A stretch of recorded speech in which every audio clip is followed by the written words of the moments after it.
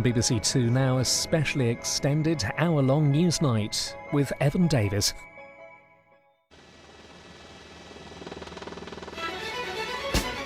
You're joking.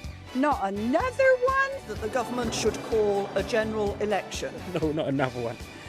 It's too much, isn't it? It's a bit soon, isn't it? The 8th of June. I can't really see the reason why. Why do we want an election? To secure the strong and stable leadership the country needs. Oh, I'm sick fed up of it. Oh, for God's sake, I can't stand this.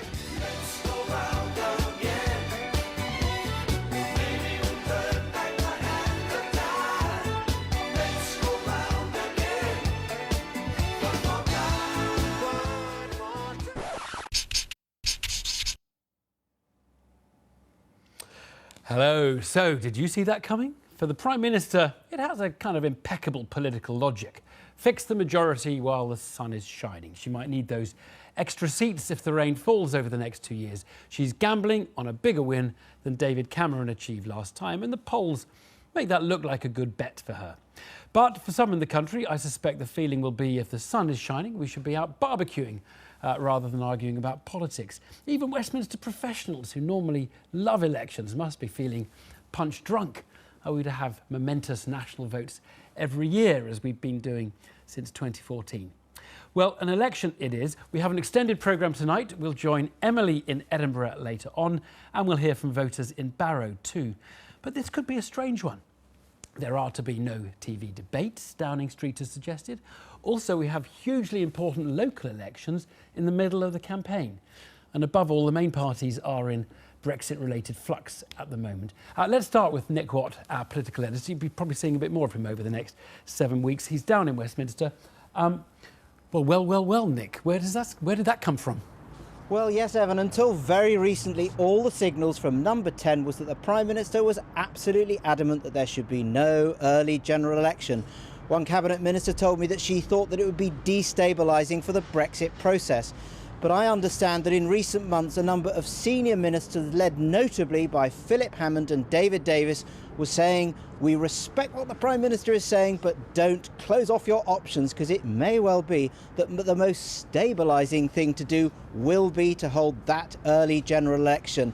David Davis has been saying in private since Christmas that unless there was an early general election, he would face trench warfare in the House of Lords with his Brexit legislation. And interestingly, as far back as July, David Davis was heard saying in his inner circle he did not see how Brexit could be achieved without an early general election. OK, Nick, so any indications as to what sort of campaign Theresa May hopes to fight? Well, the Prime Minister has secured the services of Sir Linton Crosby, the Australian polling guru and campaign strategist, who was rewarded with a knighthood by David Cameron after he helped him secure that surprise overall parliamentary majority in 2015. And one Cabinet Minister said to me this evening that, of course, Sir Linton Crosby famously is very good at boiling a general election down to one simple message, and he will reprise his success from 2015. The choice on Brexit will be between certainty from the Tories and uncertainty from a hodgepodge of other parties. But this minister said to me, there's one big difference. Jeremy Corbyn is a much better target for the Conservatives than Ed Miliband ever was. So look, Evan, it's been another dramatic day in this still young Premiership.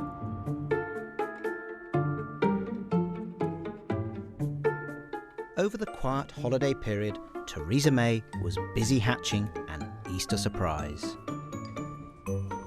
Only a handful of ministers and close aides were let in on the secret overnight, which was finally revealed after the media were unexpectedly summoned to Downing Street.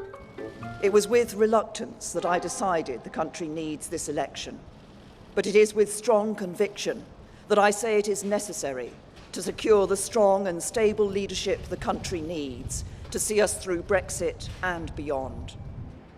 Today's announcement amounted to the biggest U-turn by Theresa May, who had definitively ruled out an early election from the moment she stood for the Tory leadership. under you, is that absolutely certain, that we're not going to see an election before 2020? I'm not going to be calling a snap election. I've been very clear that I think we need that period of time, that stability, to be able to deal with the issues that the country is facing and have that election in 2020. The Prime Minister, who takes great pride in sticking to her word, started to have a rethink as she embarked on the Article 50 process. She feared that her entire Brexit strategy could become gummed up in parliamentary wrangles after the Lib Dem leader Tim Farron talked about using his sizable contingent of peers to grind government business to a halt. One cabinet minister also told me that a personal electoral mandate would strengthen the Prime Minister's hand in Brussels and have the additional effect of neutralising both hardline Remainers and hardline Brexiteers back home. Perish the thought that the Tories' commanding poll lead was anywhere in the Prime Minister's mind. She's, I think, made an entirely cynical calculation that between now and 2020, now gives her the best chance of having a win. And what she doesn't seem to be worried about, after denying she'd do it, is throwing the whole Brexit process and our future as a country into uncertainty while we have that general election. Theresa May, who finally made up her mind during a walking holiday with her husband in Snowdonia, is sensitive to the charge that she's acting in her own rather than the national interest. So supporters were at pains to stress that the Prime Minister would never stoop so low. I really do think that the Prime Minister was governed by the national interest, and certainly that's been my experience of working with her. And I think she would have very reluctantly taken the decision to call a general election. As she herself said, she didn't want to call this general election. It's of course rather handy that the national interest tallies with the Prime Minister's. I think it strengthens her hand because she'll have the direct endorsement of the British people in a general election, and it strengthens her hand because she should get an enhanced parliamentary majority to achieve that. One leading Tory Brexiteer believes the Prime Minister was left with no choice. At the moment, what you have is Labour threatening to effectively hijack the final deal. The Lib Dems want a second referendum. They've got 100 unelected members of the House of Lords who want to effectively gridlock this place. That's their threat. The Scottish Nationalists obviously playing to their own separatist agenda. It's really her reflection on how she's going to be able to conduct these negotiations and eyeball the sort of the other side and say, look, I can deliver this. Jeremy Corbyn's poor showing in opinion polls has prompted nerves among Labour MPs that the party could face its worst ever election result in the post-war period. One former Labour minister told Newsnight that Theresa May could close central office and she would still win a landslide. Critics are remaining loyal while keeping their distance from the Labour leader. We are in politics to change the way that our society works, to make it fairer and more socially sustainable for everybody. Those are arguments that we've had at every general election, regardless of who is the leader, and it's that argument that we have to get across. Jeremy will do it in his way, I'll do it in my way. After her coup de théâtre, the Prime Minister was received enthusiastically by her MPs tonight. But one grandee told Newsnight that some Tories in Remain seats are fretting about the Lib Dem challenge. It's a general election. Watch out for googlies, one former minister said. Nick, what there? We were not meant to have an election until the 7th of May 2020. That was fixed by Act of Parliament. I actually had it in my diary. That Act was meant to take the decision out of the hands of the Prime Minister. It didn't work so well on that score. On the other hand, we have seen something interesting about Theresa May, that she's more of a tactician than she publicly likes to admit, and that she can keep a secret. It's amazing it had not leaked out. Well, I sat down a little earlier with the Home Secretary, Amber Rudd. I asked her when she found out there would be this election. This morning, so after the Queen, but before the rest of the Cabinet. And then the Prime Minister set it up. Before the rest of the country, not before the rest of the Cabinet? Or did you learn before the rest of the Cabinet? I learnt before the rest of the Cabinet. Okay. And then she set it out formally to us all at Cabinet, and then the rest of the country. Right. And was there any dissent or debate in Cabinet, or was it just a fait accompli? We're going to have an election, that's that? It's the Prime Minister's decision, isn't it, whether to call a general election? Well, no, because we had the Fixed Time and Parliaments indeed, Act, which it's is her to decision to call the general election, but it is up to the MPs tomorrow to decide whether that should go through or not, and we need 2/3 then. But actually the answer to your question is no, there was no dissent. A lot of people were surprised as well, but she had the unanimous support of cabinet members. What would you say to those members of the public, and they may be a minority, who say, we have voted, you know, in a referendum last year, an election the year before, you've got a majority, just get on with it. It's not up to don't come back to us for another say. You should be just getting on with it. Well, I would urge them to listen to the statement that the Prime Minister made and perhaps to the arguments the rest of us are now setting out. I mean, she's very clear about why she's called this. The fact is, if we can have a strong negotiating hand as we go into this incredibly important EU negotiation, it will improve her opportunity to get a good deal for the UK. But this is a matter of trust, isn't it? She repeated time after time, there will not be a general election. She could have said, read my lips, but she didn't. But she was in no doubt. She must have anticipated we were going to have a negotiation with the EU. She must have anticipated there would be, you know, the odd bit of dissent in the House of Lords. Listen, it's a perfectly fair point to make, but the fact is the Prime Minister did address that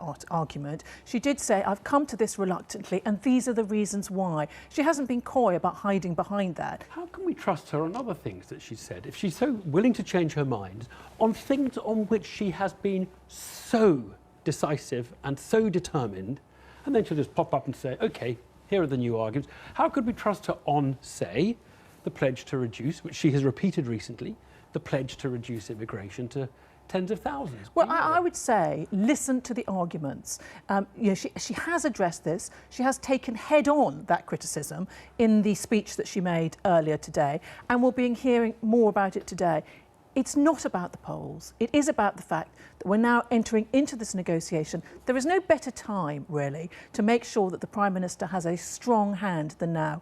Article 50 has been triggered. She knew that we before. know she's always known that she wanted a strong hand. Is now doing their negotiations. We need to get into that position. No, I don't accept that. I don't accept that it's being premeditated, as you're suggesting. I accept the fact that she has come to this reluctantly after thinking about it recently and made this decision. She's been very candid about that, and she has a reputation for taking her time to consider things and then making the decision. I mean, that's the point. She has a reputation for being straight with the people, yes, taking her time. She took her time, she made a decision, and when the polls turned in her favour, decisively in her favour, she changed her mind and went to the country. I don't see it like that, and the public will have an opportunity to decide whether they see it like that in approximately 50 days. I asked you how we could trust her on other issues like immigration. Can we trust her that immigration will come down to below to tens of thousands? The manifesto, if that's what you're asking about, is being worked on now. We'll be setting that out in the next couple of weeks, and then we'll address that question and many others. And so it is possible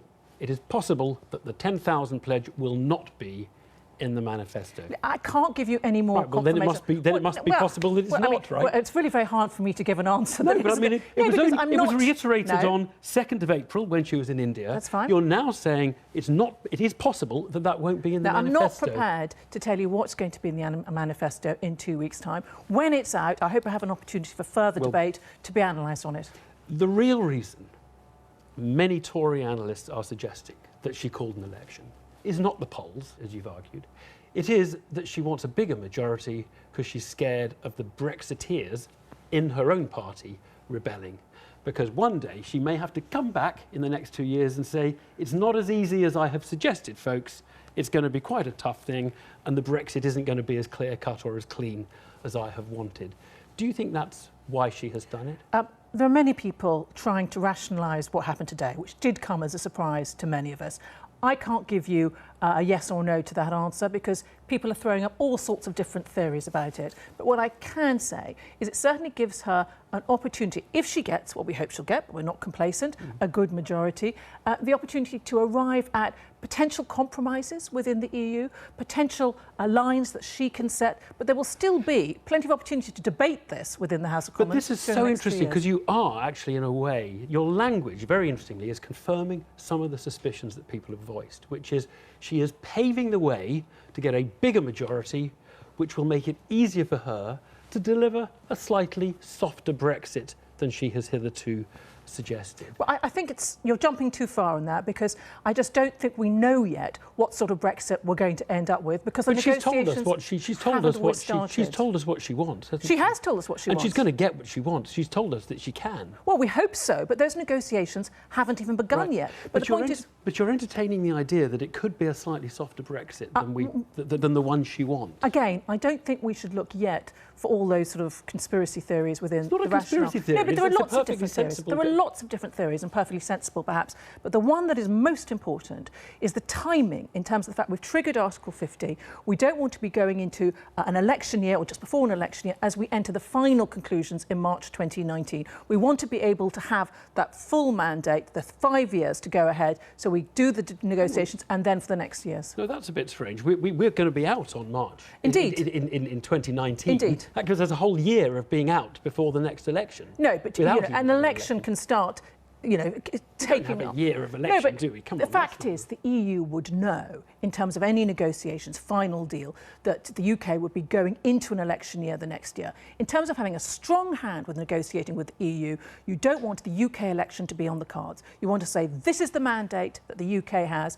Last year's referendum was decisive but close. I hope that this year we can get a strong mandate so that we can go and negotiate a Brexit which is in the national interest. Theresa May has made very clear voting for her gives her a mandate for her Brexit. So what should people do if they like Theresa May, they like the Tories, but they don't like her Brexit? OK, well, I would ask them to interrogate that Brexit. So she set out at the Lancaster House speech some of her Brexit proposals, and you say she wants out of the single market. I agree, but the phrase is the widest possible access to the single market. You say she wants out of the customs union. I agree, but she still wants to have a negotiation where we can participate in some elements of the customs union to help our businesses. So I don't think it's quite as clear-cut as you're putting it, and I hope we can make the case. I listened to that Lancaster House speech that she delivered. She talked about the widest possible access to the single market. But she couldn't have been clearer. She's been admirably clear about a very hard Brexit. No, I don't agree with that. There are many, like Stephen Dorrell, who was a Tory health secretary, who was saying we need to vote for candidates. He's a European movement person now, very pro-Remain. He said people like him should be voting for candidates who are pro-European, who want to extend our relationship with Europeans. I don't recognise this description of hard Brexit as the government's position. Actually, but I can tell you, nor do I recognise soft Brexit. You can call it sensible Brexit, you can call it national interest Brexit, but it's neither on one extreme or the other. It's a practical Brexit that we're going to try and deliver in the national interest. Amber Rudd, thank you very much. Thank you. Well, Theresa May wants it to be an election about Brexit and about leadership. She said the country is coming together, but Westminster is not, hence the need to change the personnel at Westminster. So what will this election be fought over? Brexit, the rerun? Theresa May's other plans, such as the reinvention of capitalism, Jeremy Corbyn's plans for social care and inheritance tax. Maybe issues won't determine it at all. Well, one thing to look out for is the fact that the new election gives parties a chance to dump the promises they've made before but have come to regret. Our policy editor, Chris Cook, reports.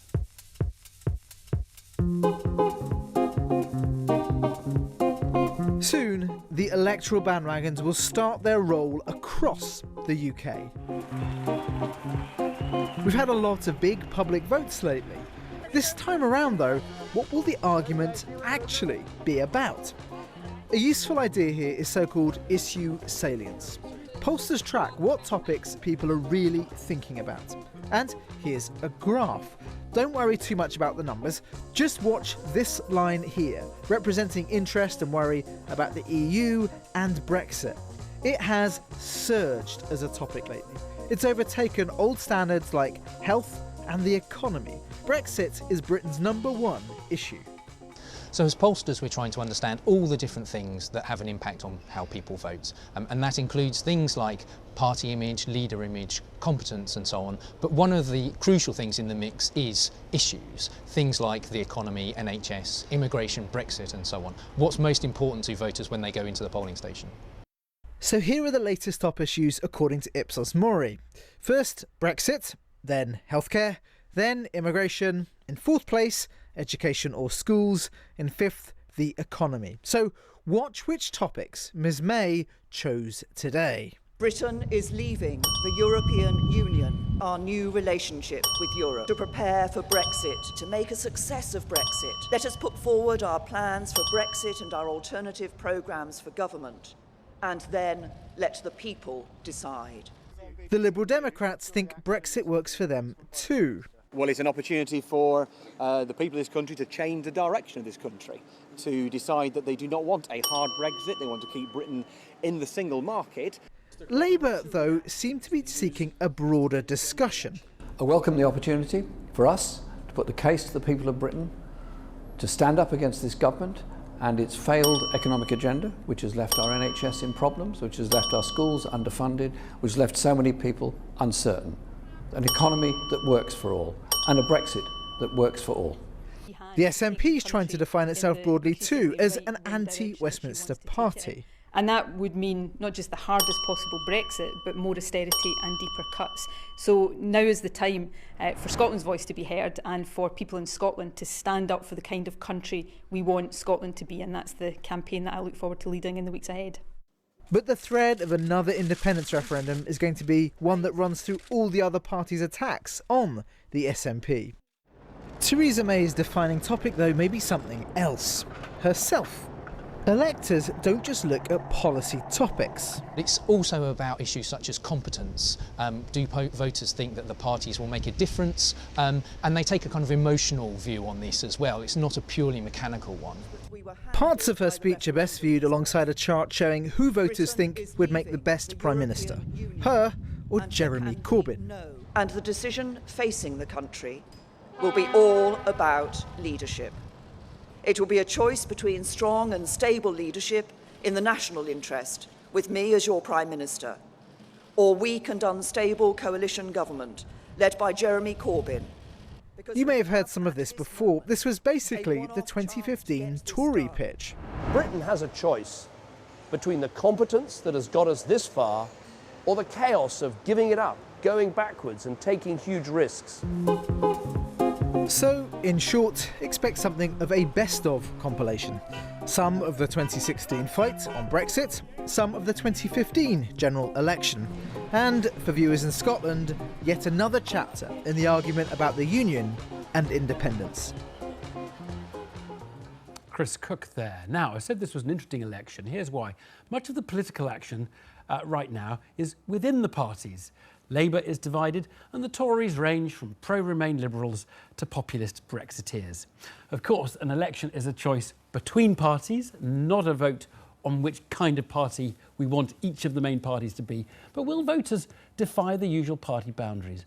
I'm joined by the Labour peer, Baroness Tessa Jowell, who served under Tony Blair, Gordon Brown and Ed Miliband. Very good evening to you. What do you think the biggest issue is? Do you think Brexit is going to loom over this? Oh, I mean, this is undoubtedly a Brexit election and has been framed as such. But I think what is important to remember is that Brexit has served as a very powerful proxy for people. And, you know, I represented a seat in South London for 23 years. I did surgeries every week. Nobody ever came to my surgery and said, the real problem I face is that we're members of the European Union. So Brexit has become a very powerful proxy for, I think, an apprehension about change, a sense of being left behind, seeing the economy create hotspots like London, like other successful cities in the UK, whereas very many communities feel overwhelmed by the pace of change and the consequences of that for them. You know, here's one example, very quickly, one example. Boston in Lincolnshire voted by the largest margin to leave the European Union. Very large number of migrants, not any longer working in the fields, the agricultural community of Boston on a seasonal basis, but because technology has changed, living there most of the time. I'm interested in how this plays in the election, though. So let's take the 48%, who are probably the ones feeling the political system has left them behind a bit more at the moment, because they would, some of them at least, would probably say, a small number of them even would say, let's not go ahead with this. You are among those. What's the tactic over the next 7 weeks? What's the tactic on election day? Do you stick with your party loyalty, or do you say, I'm going to look at my candidate. I want a candidate who stands up for the things I believe in, and I'm not going to vote for one who doesn't? Well, I think that this is one of those issues where, you know, as the report said, breaks on non-party, non-tribal lines. I mean, and you know, in a sense, that's always been the case. Yeah. There has always been. But what happens in the election? I mean, come on, what are you going to do if you're a fanatical Remainer and you're in Kate Hoey's seat in Vauxhall? You may be a Labour voter. She's a vehement Brexiteer.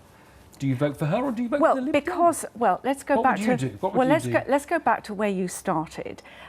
This is going to be a Brexit election, and however much any of the parties may want to make this an election about the National Health Service, that is not going to happen. This is about Brexit, and the responsibility on candidates of every party is to not just sign up to Brexit at any cost, which I believe will create enormous damage to the country in the long term, but to come back, those who are elected to Westminster, with a mandate based on the understanding of their constituents, invested trust in them as their representatives. Right. Now, I'm going to push you a little bit. But I want to know where this goes. Would you consider voting Lib Dem if you had a Labour candidate who was a... No, I wouldn't. No, I wouldn't. Because you'll vote Lib Dem, you'll vote Labour, come what may, you'll vote for Kate Hoey. I am now a member of the House of Lords. I am not facing election, but I hope that the members of my party who are facing election and whose efforts I hope to support will take the case for Europe. I think that Labour failed to make the case for Europe and to give people the opportunity to think again if the promises that the Brexiteers made simply don't materialise in this very long and difficult negotiation. Telegraph is saying Tony Blair is ready to stand and support certain Lib Dems. Would you support him in that? I don't think that's the case at all. I think that's pure mischief.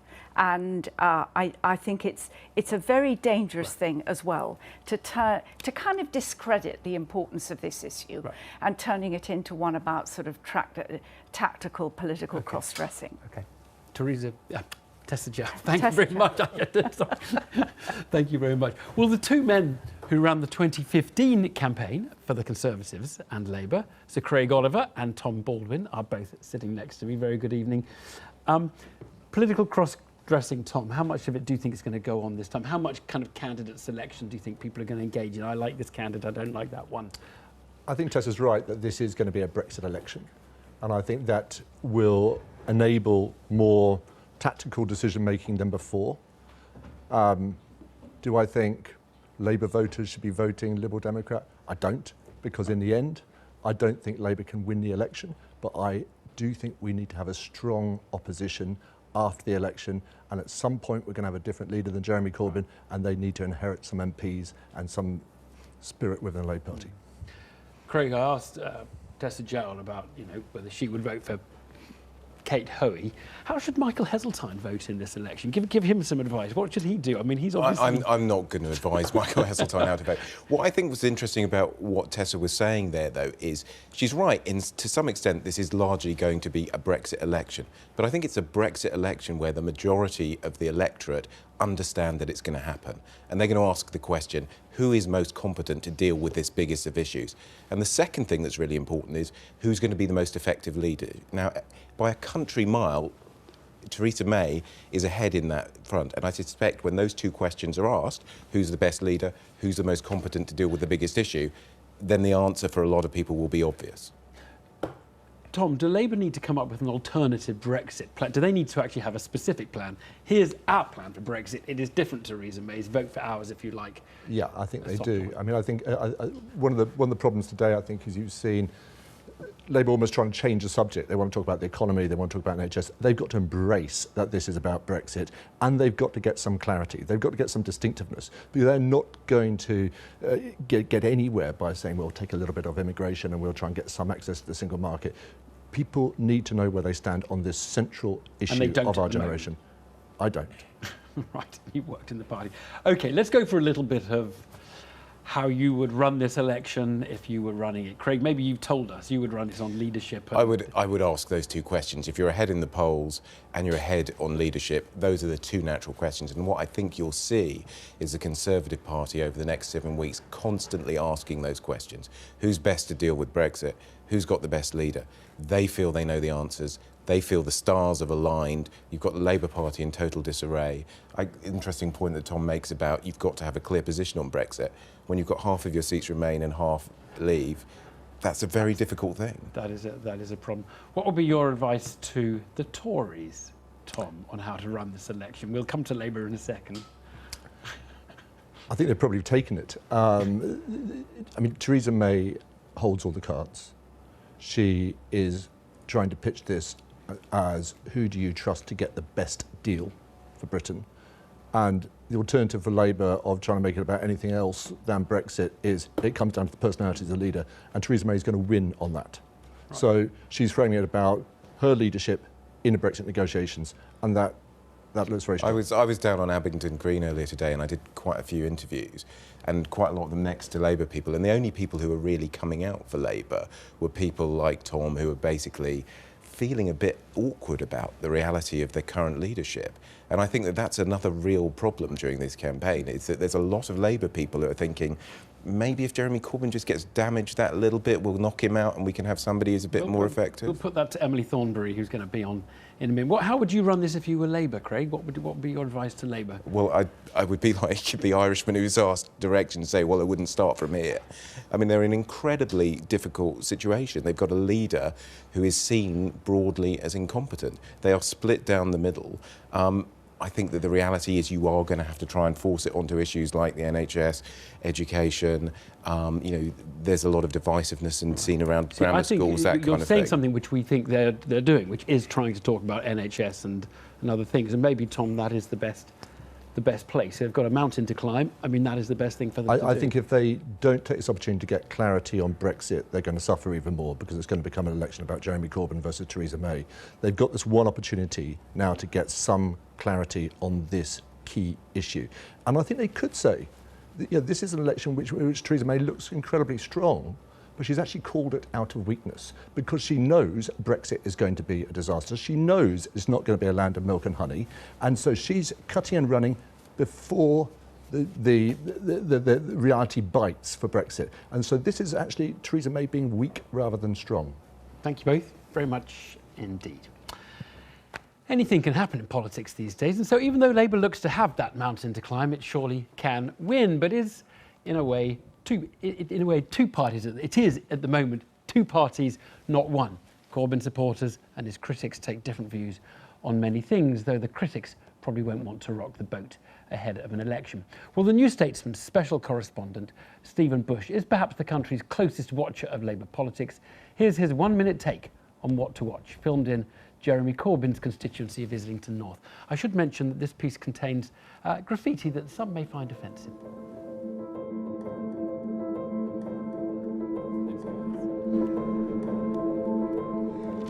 Jeremy Corbyn's challenge is to break out of places like this and appeal to people all around the country. Labour will fight 2 campaigns in June.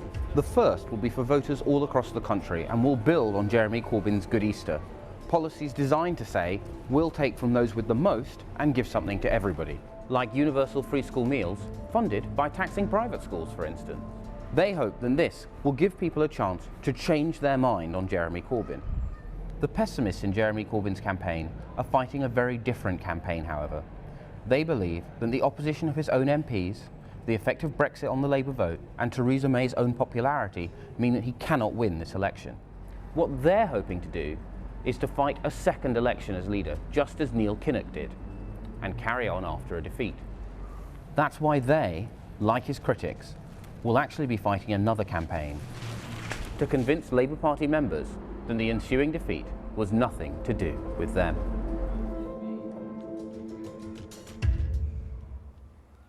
Stephen Bush there. If we ask how we got here, it is possible to answer that. Traditional politics, both New Labour and Old Tory, had failed to maintain a connection to blue-collar voters, often in towns and smaller cities of the north of England. They often voted for Brexit and have electoral force. They're Labour's old base, but it's been suggested that some of them might be persuaded to vote Tory. Well, the Labour constituency of Barrow and Furness is a good one to test that proposition. Filmmaker Nick Blakemore spent time there before today's announcement, sounding out voters on their choices.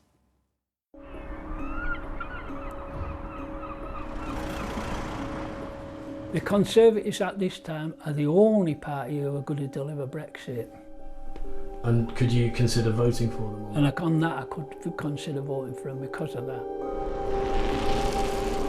All my friends are working class people. We're all working class people, mainly in Barrow, but a lot of my friends think the Conservatives are the ones with brains, and sometimes they're very, to put it bluntly, they think they're a pack of bastards the way they treat people, but they think they've got the brains. I don't think people see the left as being smart people at the moment. I've worked since the age of 14. I work long hours and I put everything I've got into it. I don't expect anything handed to me. Yeah, but I do know people that's actually said to me, I am actually better off being on the dole. So why should I work? I have voted Labour all my life, but I don't think I will in the next election. I'm swaying towards Theresa May. I think she's a strong woman. I think she'll get more backing from her party than Jeremy Corbyn will. I think she's very patriotic. I think she wants the country to be better, and I think she cares about what normal people, everyday people that go to work 9 to 5, that have to do all the stuff that we don't like. I think she cares about what they think, and she wants to make that better for them. So as somebody that has voted Labour all her life, is it fair to say that you might think about voting Conservative? Yes. If they're the ones that are going to get the job done, absolutely. With Brexit? Yeah. I'm looking for a party that tells me the truth, that not only talks the talk, but walks the walk. At the moment, I'll be honest with you, I am a Labour man. Theresa May, yeah, I'm not saying I like the cut of her jib. She's saying the right things, but I don't think I could actually pull myself to vote Tory at this point in time. Having said that, I've got to be honest with you, Jeremy Corbyn and the Labour Party, if there was ever a time in the Labour Party's existence, now is the time for unity, and it's just not there. Everybody in the country can see it. There's no way that the establishment, the media and the establishment are going to allow a left of centre government to get into power. The media perception of Corbyn is disgraceful. He doesn't stand up for himself. If Corbyn was my MP in Barrow, I would vote for him as a constituency MP, but I don't think I've support him in his views in government, because I think he's too wishy-washy. Brexit's obviously the issue, and I think it's very confusing. I think the electorate will be confused as to whether they would vote for the natural allegiances, because May, what she said on the streets of Downing Street was a very, if she'd have been a Labour Prime Minister, I would have been very pleased with it. What do you mean by that? Because I thought it was a very... this is when she became Prime Minister? When she became Prime Minister, yeah. When, you know, she was going to look after the ones who were only just managing. And the actions will be so much different from the words, but it's going to take time for that to come through and for the electorate to see that they don't really mean that. They're going to look after their own, like they always look after their own. The working class people now are changing. They don't want to be classed as working class. That's it, it's gone. We are a small island, but miles apart, you know, from the southern end to the northern end, and miles apart in the thinking sometimes. Voters in Barrow and Furness there. Well, the Labour MP for Barrow and Furness, John Woodcock, has said in a Facebook video tonight that he cannot endorse Jeremy Corbyn as the next Prime Minister, adding there is still time for Mr Corbyn to stand down as Labour leader before the general election rather than take Labour to defeat. Emily Thornberry is the Shadow Foreign Secretary. Very good evening to you. Just in terms of those voices we heard from Barrow and Furness there, do you accept there's been some cut through by Theresa May into the Labour base in the last couple of years? I thought what the Leader of the Council said was really interesting. You know, he was saying that I like what it is that she says, and what this election ought to be about is what is it that they're doing. Let's have a look at the evidence. Let's talk about the fact that they are cutting money on a pupil, you know, per pupil, we're getting cuts to schools. You know, for the first time since, I don't know when, 30 years, 40 years, you know, if your child breaks their arm, they will wait 7 hours in A&E. We know this. If you are relying on a carer to help your mum, they're not going to be there in the morning, they're only going to be there at lunchtime. You have to go along and look after your mum yourself because of the cuts to social care. That's the reality. And so that's our job during this election to say, you know, actually as a country we're failing internationally, but we're failing nationally in terms of the economy is, you know, how many years has it been since the banks left? 7 years. And we're told to need to continue to cut back on public services in order to pay off the debt, and the debt continues to go up. What is so interesting is, I mean, a lot of people are saying this is a Brexit election. Labour will try and talk about other things because Labour's position on Brexit just isn't clear. And when it comes to Brexit, the Lib Dems are very clear, the Tories are clear, and Labour's kind of straddling a bit of a mud. You know, we haven't picked a side. We are a national party and we want to represent the nation. And the fact that we have people who wanted to remain and people who wanted to leave is actually a strength. It is a strength. It's a strength because there has to be a party that tries to pull the country together, that gets a deal that works for everybody and means it. But that implies people should say, look, I'm a Brexiteer, I'm not going to vote for a Remain MP, or I'm a Remainer, I don't want to vote for a Brexit MP. No, if you can't come up with a party position on what is the overwhelmingly most important issue that everybody's talking about, isn't that a two problem? Things. The first thing is, we've already had a vote on Brexit. Why do we need to have another election on Brexit? We just had one just a year ago when the public decided that they wanted to leave. And Labour's position is that we accept that result, but we need to make sure that we look after the economy first. That is the most important thing is the safety and security of the citizens, and the second thing is the economy. Now, you know, and then we say, do you know what, Theresa May? You've promised 6 things that we'd really like, and we're going to hold you to that, and we will vote against if you don't get that deal. Will you come up with an alternative? Sorry, will you come up with an alternative Brexit model that the voters can say, actually, we prefer the Labour model to Theresa May's model, and then we can vote on that? Let's just start with this. We need to have a government that understands that the economy is more important than anything else. Right. That, you know, that is what every government around the world does. So single market, free movement, you'll take all of that because that is a different and it's a viable, different alternative Brexit. Here's a clear choice. Britain, you have 2 Brexits and you can choose. The government has said itself that they can get a deal, a free trade agreement with the European Union where we will get the exact same benefits as we have at the moment. And we say, great, you can do that. We will hold you to that because that's what we need. But that's implying, sorry, that really is implying we should vote for Theresa May to see whether she can get, give her a go. No. Because the point is that her vision for Brexit is promising everyone everything and hoping to press every single button. And we have said, you cannot get all of that. Here are the 6 things that we think are the priorities, and we will hold you to account on that. And today, can't be holding her. It isn't an election about you holding them to account on something they haven't done.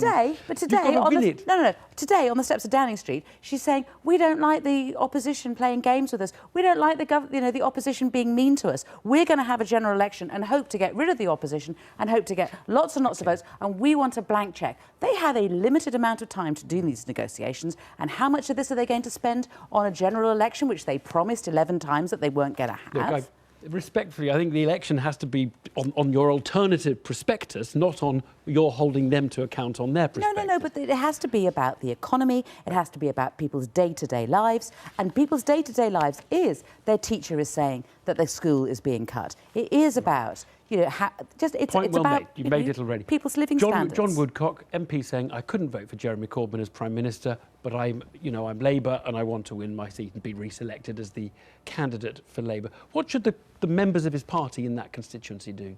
Well, people who are sitting MPs will be our candidates in the next general election. John Woodcock doesn't have to worry because he doesn't have to vote for Jeremy Corbyn as leader of the Labour Party. So I don't really understand what he's talking about. And will Labour win? Yeah, we can win. Absolutely. Listen, game on. You know, she has gone into this election because she thinks she's 20 points ahead, and she can't put forward what it is she wants from Brexit because she wants to promise everything at this stage. We will not be giving her a blank cheque, and if people vote Conservative, they will be giving her a blank cheque. Vote Labour. Emily Thornberry, thank you very much indeed. Well, Scotland turned out to be one of the big stories of the 2015 election. The SNP was cited by Theresa May today as one reason for going to the polls this June. So let us go to Edinburgh now and our Emily, who is there. Emily. Evan, thanks very much. Yes, we've come to Scotland to ask if the PM's decision was the huge political miscalculation that Nicola Sturgeon declared it to be today. The SNP dominate here. They created the biggest political swings ever seen in a modern UK election when they fought the Westminster seats here some 2 years ago. They won all of them but 3. So the question really for the SNP is, can they maintain that level of power, or will they have to slide backwards from something which already seems a pretty miraculous position to be in terms of electoral gains? And the bigger question perhaps is this: what will even the decision to call a Westminster election, a general election, mean for the future of Scotland? Has Theresa May essentially just given a mandate to Nicola Sturgeon to do the same thing here in triggering that second referendum we know she wants? And if so, can she bring Scotland in behind her? Well, let's talk to our Scotland editor, Sarah Smith. In a sense, Sarah, we've already leapfrogged in Scotland that sense of the general election to move on to this question of Scotland's future in the second referendum. Independence is going to totally dominate this election campaign. It won't be about Brexit in Scotland, it'll be about the question of another referendum. In some ways it will practically be a referendum on whether or not there should be a referendum on Scottish independence. The SNP really think they can use this to bolster their demands for a referendum campaign because, of course, at the moment Theresa May says she will not allow one until well after the UK has left the EU. If they make this campaign all about independence, they think that they can bolster support for that, but they may have to answer a few tricky questions, because if we've got a whole campaign talking about independence in Scotland, voters might want to know what an independent Scotland would be like, what currency it might use, whether the SNP would seek full membership of the European Union. Questions they're not quite ready to answer yet. They say they don't need to win a mandate for it because the Scottish Parliament's already voted to call another independence referendum. But of course, a campaign could help them in their demands for that referendum. The Tories, though, they think they could do well out of this and make significant gains in Scotland. They could put in their manifesto an explicit idea that they will not allow another referendum in Scotland.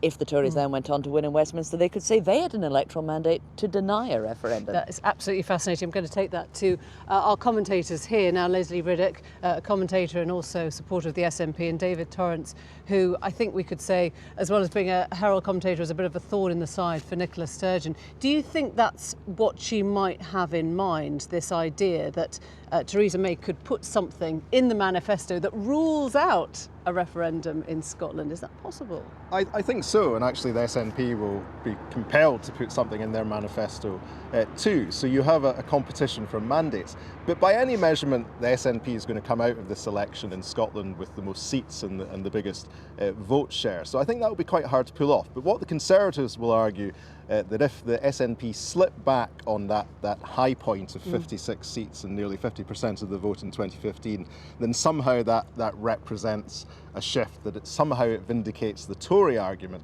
that there is no appetite for a second referendum. Leslie, do you think that Nicola Sturgeon is weakened tonight?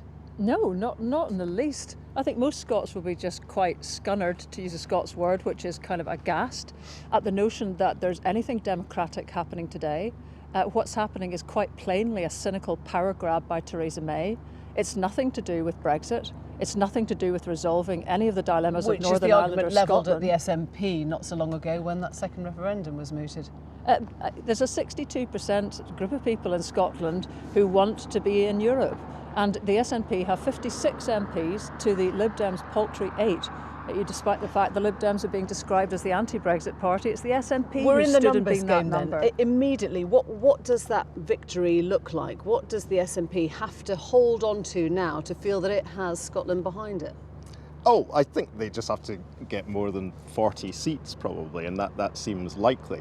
The more interesting question is how the Conservatives in Scotland measure victory. They had a revival last year. I think it's fair to say it was a modest revival, but they're confident that will be extended not only in the local government elections coming up, which are kind of lost in the mix now, but also the general election. I think they're looking at around half a dozen seats, the sort of constituencies that they picked up in last May's Scottish Parliament election.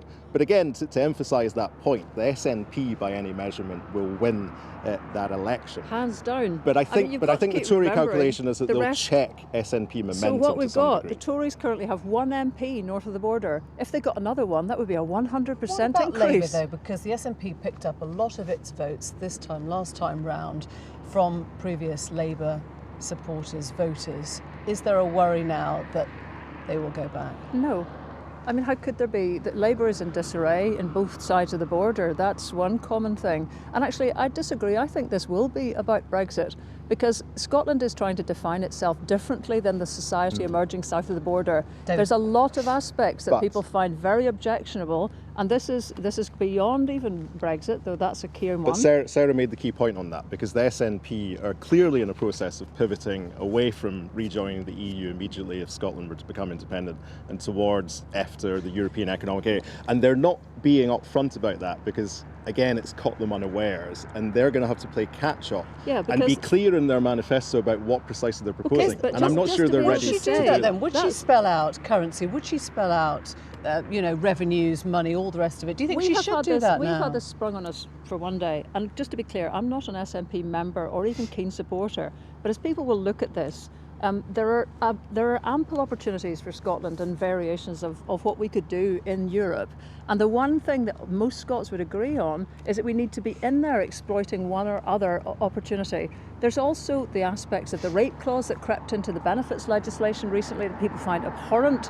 There's a kind of pattern to what's beginning to emerge in a kind of bit of a winner-takes-all greedy kind of society that's inward-looking down south, and folk don't want that here. Leslie David, thank you very much. Well, as I suggested, if you thought this was going to be talk of a general election in Scotland, it's already leapfrogged pretty much the general election. We feel as if we're already at that starting point of a second referendum. It could be an incredibly long 8 weeks up here.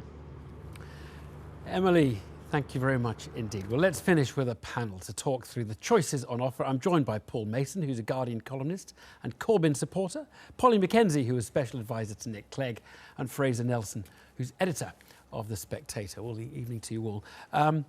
Do we need this election? Fraser, what's the Spectator view? Well, we don't need, this is not a necessary election. Theresa May tried to pretend otherwise this morning, saying that the Labour are incredibly powerful, the Lib Dems are going to grind the government to a halt. It's needed because it helps her a lot. This will certainly consolidate her power over the party. It will help certainly in EU negotiations. But really, she was facing a once-in-a-generation opportunity to have an election against an opposition which is incredibly weak, and figured it would be rude not to, really. I mean, there's such an incredible opportunity here. And it would have taken a pretty big politician to resist this. I mean, she told us she would resist it, but in the end, it was irresistible. Do you agree with that, Paul? No, I think it's a measure of the extent to which her original strategy on Brexit failed. I'm glad we're having the election. I can't wait for it. But I think it had to happen because she tried to use the Brexit referendum as a mandate for a kind of government which was vacuous, because there is no content to the Brexit other than the fact, for me, the content is the threat to walk away, to walk off the edge of a cliff, destroy the NHS, destroy the welfare state in the process. She knew she couldn't get away with that. And I think it's been spun in the papers. I mean, the Daily Mail tomorrow is saying, crush the saboteurs. I mean, when you see somebody with a supposedly 40 percent lead in the polls, having to crush saboteurs. You do worry about quite how secure she thought she was. Right. So I think it had to happen. We had to have some content to Brexit. And briefly, Polly, do you think this is a necessary, inevitable, cynical election? I mean, where do you place It's pretty cynical, but whether she's doing it from a sign of weakness or a sign of strength, it will make her stronger because she will increase her majority at this election. You think it's a foregone conclusion? I don't. All I was going to ask, you don't, Paul. I think Labour will win. I think. You think Labour will win? Because you're definitely not where the bookies are. But the bookies are entertaining the possibility. If you think asking people, or what do you think about a Labour government, is the same as saying, do you want to give the Conservatives a blank cheque for Brexit? I think Brexit is the issue, and I think Labour has to understand that. I mean, some of your previous contributors have been making this point, that all the other issues for Labour, the NHS and education, must be framed around preventing a socially unjust Brexit. But we're thinking, I've been in contact with senior Labour people today. Most of them are saying the same thing as me. Bring it on. We have the chance to stage a political revolution against the Conservatives here, and I think we can do it. But the Labour Party has backed Brexit every time it's come up in Parliament. Yes, the Labour Party has endorsed it, absolutely said go ahead. Yes, so if you want to stop the Conservatives having a blank cheque at Brexit, stop them having a landslide, actually, outside of Scotland, which I take the point on, the only party to go for is the Liberal Democrats. Whether that's going to be a majority opinion or not, it doesn't make any sense to switch to the Labour Party, which backs Brexit. I would accept that people who absolutely do want to try and do their best to, as the Daily Mail would put it, sabotage Brexit, probably should. If there's a chance of the Lib Dem beating the Conservatives, that's what they should do. I'm in favour of trying to organise from the grassroots some kind of, weird agreement with Tony Blair, some kind of soft Brexit, progressive, socially just alliance to prevent what is about to happen. Would you vote tactically? You would advise? I would vote tactically in my own constituency. I'll probably get drummed out of the Labour Party for saying this, but I would. Right. Help us do you want me to tell you which constituency it is? Which one of these two is going to do better? Do you think the Lib Dems are going to rise in this? As neither Lib Dem or Labour, do you think they'll take Labour votes, or how do you think this is? I think this is a great early Christmas present for the Lib Dems. I mean, they are unequivocally the Remain party, and also the polls show that people define them for their own politics by Brexit or Remain. And this matters to them more right now than what political party they support. There is only one pro-Remain party in the market right now, and that's the Lib Dems. Sure, you've got Scotland, which has got own separate dynamics, but the Lib Dems can't get any lower. And right now, they might even get back some of these seats they lost to the Tories in the West Country. So this is the only good news the Lib Dems have had for quite some time. One theory for this election is this is Theresa May wanting to deliver a softer Brexit, for which she needs a majority of 60, so she can see down her own Brexiteers.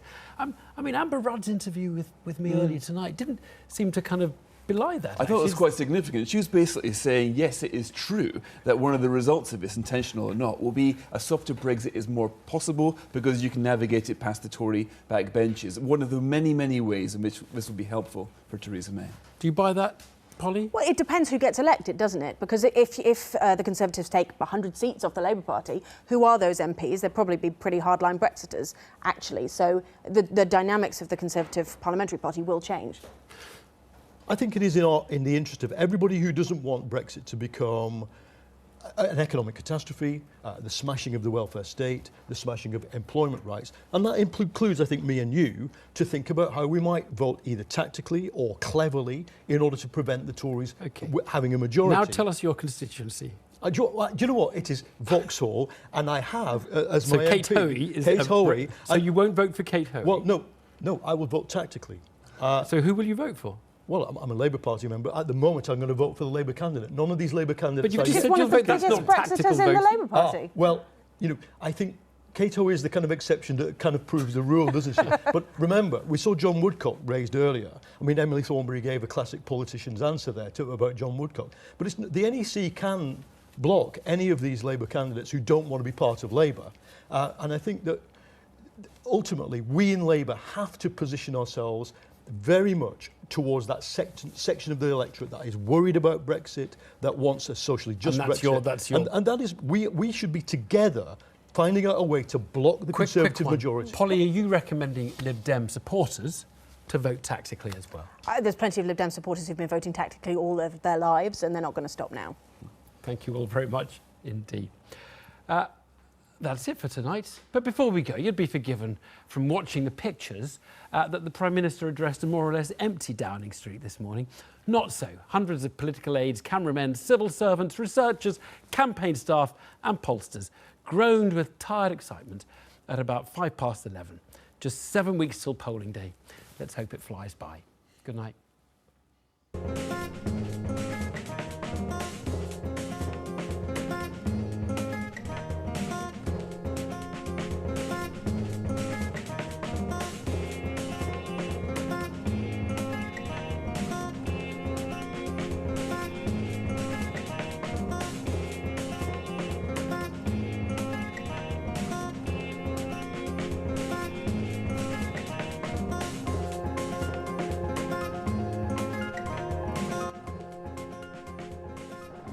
I have just chaired a meeting of the Cabinet where we agreed that the government should call a general election.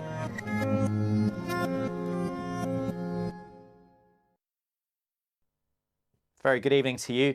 Let's get a check on the weather for Wednesday, and it's looking pretty good across the south. Lots of sunshine around right from